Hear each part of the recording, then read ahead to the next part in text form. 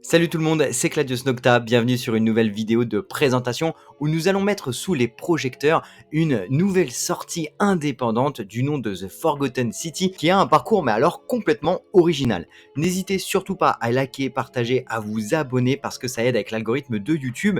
Donc bien au-delà d'aider cette chaîne, ça permet également à ce petit studio indépendant à travers cette vidéo de mettre en avant leur création auprès de la communauté francophone. Enfin, je vous ai laissé également le lien Steam dans la description et dans le commentaire épinglé. Il n'y a aucune affiliation, je ne gagne rien du tout, aucune commission si vous achetez le jeu, c'est uniquement pour leur donner un petit peu de visibilité.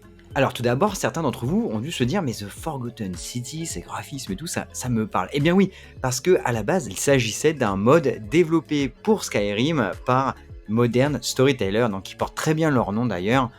Les conteurs d'histoire modernes. Le mode avait connu un succès phénoménal, en témoigne le nombre de téléchargements, écoutez bien ce chiffre, plus de 3,7 millions de téléchargements pour ce mode, c'est monstrueux. On ajoute au palmarès le prix national de la Writers Guild pour justement la qualité d'écriture, parce que vous allez le voir, c'est certainement le plus gros point fort du jeu, c'est monstrueux. Le travail d'écriture est incroyable. Et enfin, en 2018, il remporte le Unreal Dev Grants, donc au cours de l'E3. Alors au niveau du jeu, donc The Forgotten City, la ville oubliée en bon français, est un jeu d'aventure énigmatique mêlant des phases d'exploration et de déduction.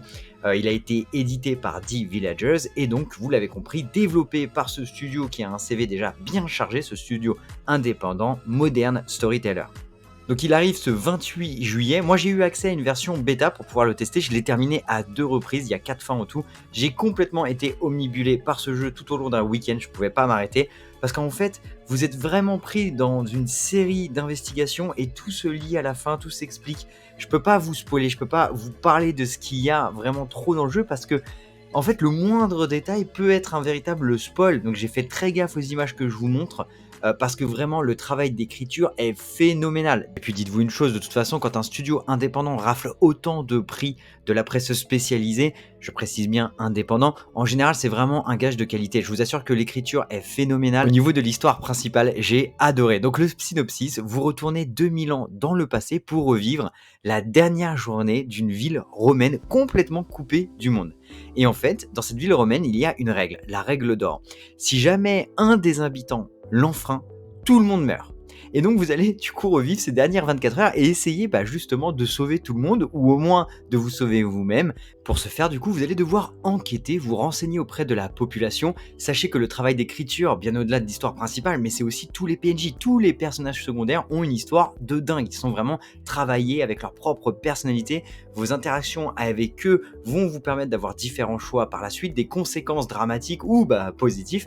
Bref, en tout cas, c'est encore une fois un très bon point. L'autre chose qui est vraiment intéressant de mentionner, c'est que cette règle d'or, vous allez devoir l'enquêter également sur comment elle fonctionne. On vous dit en gros qu'il ne faut rien faire de mal, mais chacun a sa définition du bien et du mal, et du coup, vous allez devoir mener quelques expériences. Bref, je n'en dis pas plus, je souris parce que vraiment, je me suis régalé à ce niveau-là, de savoir un peu ce qui allait enfreindre ou pas cette fameuse règle d'or. Ensuite, juste pour clarifier, je pense que c'est important de le dire, ce jeu n'a rien à voir avec le mode qui a été sorti à l'époque, donc The Forgotten City en 2015 sur Skyrim. Ils s'en sont inspirés pour en faire un jeu où ils ont complètement retravaillé les personnages, l'écriture, la durée de vie est bien plus conséquente, j'en parle un peu plus loin.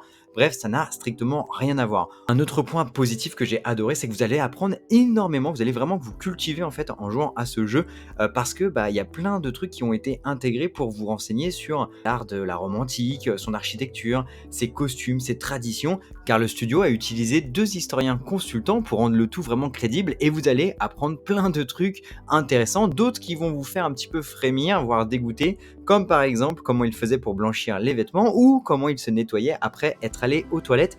Je vous assure que ça donne pas envie. Côté durée de vie, alors la folie furieuse, je n'ai rien vu passer, je vous ai dit que j'ai joué au jeu ce week-end, je l'ai reçu je crois vendredi ou jeudi, j'ai commencé l'aventure vendredi soir, sans déconner, j'ai joué un peu plus de 16 heures sur le jeu, donc voilà, il a pris une bonne partie de mon week-end, et il me reste encore pas mal de choses à faire, à tester sur le jeu, je l'ai terminé à 2 reprises parce que La première fin, c'était pas la plus joyeuse.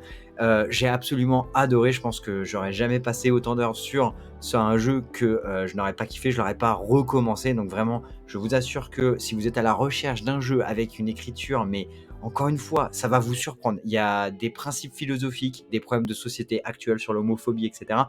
C'est hyper intéressant en tout cas à suivre, à lire, ça fait réfléchir, ça donne une nouvelle perspective. Si vous avez envie d'explorer, d'avoir un travail de déduction où il faut exploiter une faille temporelle pour un peu avoir ce butterfly effect, l'effet papillon, où vous revivez les dernières 24 heures en boucle, en boucle, en boucle, et vous voyez un petit peu les différents changements que vous pouvez opérer pour gratter un peu plus de temps. Bref, c'est absolument génial. Je ne peux que vous le recommander. En plus, c'est indépendant, donc encore une fois, surtout n'hésitez pas à liker, partager et commenter parce que oui, ça aide la chaîne, mais surtout ça va aider également ce studio qui, malgré tous ces awards, ne bénéficie pas d'un budget marketing conséquent pour pouvoir mettre en avant ce travail qui a été fait avec amour. 4 ans de développement pour un studio de 3 personnes, on ne peut pas dire que c'est pas des artisans du jeu vidéo.